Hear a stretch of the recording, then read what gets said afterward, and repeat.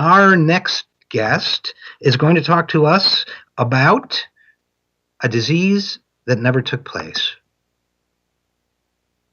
That disease is called, I think I'm pronouncing it correctly, Morgellons.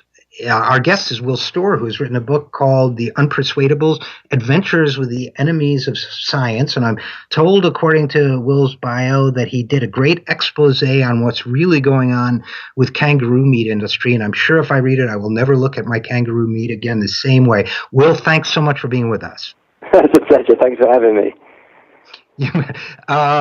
Listen, so you did this great profile on a new disease called Morgellons, and you quoted the stories of different individuals who are suffering from it, and the anguish and the pain and the reports of strange bluish manifestations of it. And Joni Mitchell says she has it,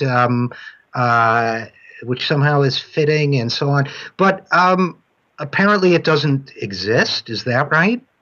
Well, this is the weird thing about it. There are like thousands of people around the world who claim that they're finding these like weird fibers in their skin, but when they send these fibers off to laboratories, it's just coming back as this like bits of carpet and bits of bits of lint from jeans and clothes and whatnot. But these people are absolutely convinced that this is actually a disease that they have. And when you kind of meet them, it's very convincing. You can see, they put microscopes on their little swords, and you can see these little fibers sticking out of them. It's very strange. Well, it's really strange. And first of all, I guess my first question is, okay, the fibers are nothing. But is it at all possible that it's a real disease and they're just mistaking the fibers for part of the disease, or they're allergic to the fibers or something? Is there any explanation that might give some scientific validity to this? Well, actually, the Centers for Disease Control did a big study on this, and they took it really seriously, and they found they found what everybody else has been finding, that these fibers were just bits of household carpet and this, that, and the other. But what I found was that what happens is that people go to their physician with these things they've picked out of their skin, and they say to their physician, "Look what I've picked out of their skin," and their physician tends to go in one direction. That's that this person is crazy. They've got delusions, they've got parasites, and they go down this whole route of thinking the person is mentally ill. And actually, I think it's the case that a lot of these people do actually have something wrong with them, but they're physically, but they're being called crazy because these physicians, just don't know what to look for. They just don't know what they're looking at. Well, so that suggests that maybe there is some sort of undocumented disease here at work. Yeah. Well, what really made me astonished was when I first did my report. My first report on Morgellons was published, I think, in around 2011 in a British newspaper called The Guardian. And when I published that, somebody emailed me and said, I've had this disease, because what people who have Morgellons say is that they're just living a perfectly ordinary life, and suddenly out of nowhere they just get attacked with the most unbelievable itching, like really, really, really, like they can't do anything about it. They start showering all the time, hot showers, obsessively changing their clothes, like it completely takes over their life straight away. And this guy said, this happened to me, but I found out what it was, and I got a solution to it. So I thought, well, this is quite interesting. So I went around to this guy's house, and and he said, he had the same story that I'd heard from all these different people, that he had this crazy itching, that he described this horrific scene where he was naked in his kitchen with a hypodermic needle picking at these fibers out of his nipples, and it was bleeding. So he remembers the blood coming out of his nipples, and he puts these little fibers in a bag and shows his bag to his wife, and he says, "Look, I've got one." And his wife goes, "What? There's nothing there. There's nothing there."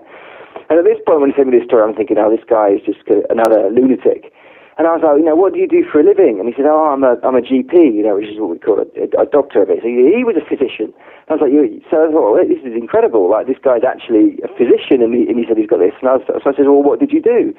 And he said, "Well, I sent the sample off to the Natural History Museum, which is the big institution in London that deals with inquiries about kind of nature.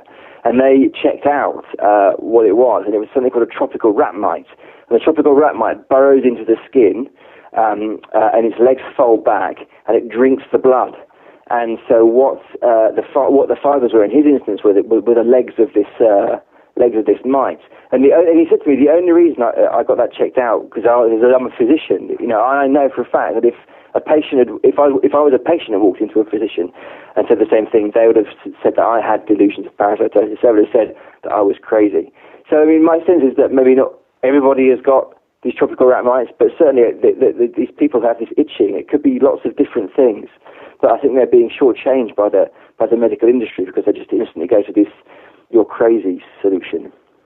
So I listen to this and I think that, okay, we're dealing with two sort of community or social forces at work here. One is a medical industry, which in many areas this has proven to be the case. If they can't solve a problem, they dismiss the patient as unstable or it's a psychosomatic problem. There's a catch-all because they never say, well, we can't figure it out. So you have that one problem of the medical community banding together almost to ostracize people who suffer from this complaint. But on the other hand, it seems your own resolution to this, had a sense of ambiguity to it.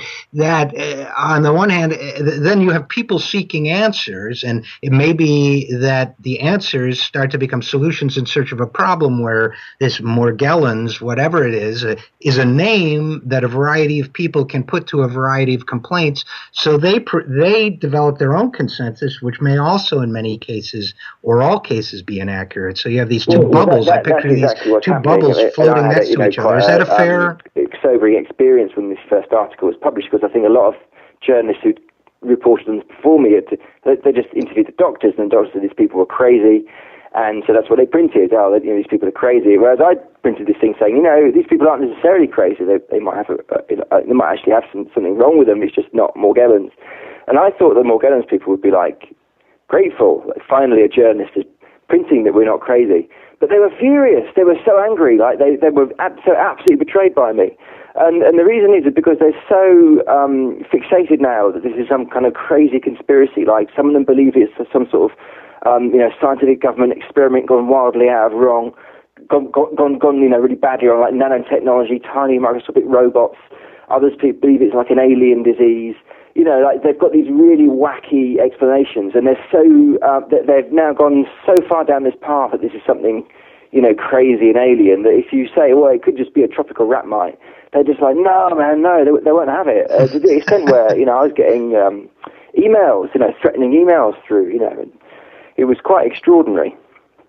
Well, it's fascinating because I think that people look for narratives to explain the unclosed loops or unanswered questions in their lives, and they become very attached to those narratives and very angry when they're challenged, even by a potential solution to the problem, don't they? Well, this is it, and this is what my whole book, The Unpersuadables, is about. The Morgellons thing is just a chapter of the book, and the book is absolutely about that. It's about the stories that we tell about the world that we become, really emotionally attached to, and when somebody comes up with, evidence that story we tell about the world isn't completely true, we react really emotionally and, really sometimes aggressively against that. And it's these stories that we tell about the world that really contribute to a lot of irrationality, that contribute to a lot of kind of self-delusion, not just in the people with Morgellons, but with all of us. Well, I hope you'll come back and talk to us a little bit more about the rest of your book, because it sounds fascinating, and we really enjoyed this discussion of Morgellons as well. I'd love to talk to you about autism, for example, but we'll talk about anytime. that, I hope, at a future date. Thank you so much for being with us. No, thank you very much. That was Will Storr, who is author of The Unpersuadables, Adventures with the Enemies of Science. Fascinating topic. We will be right back after this. I am R.J. Eskow, and this is The Zero Hour.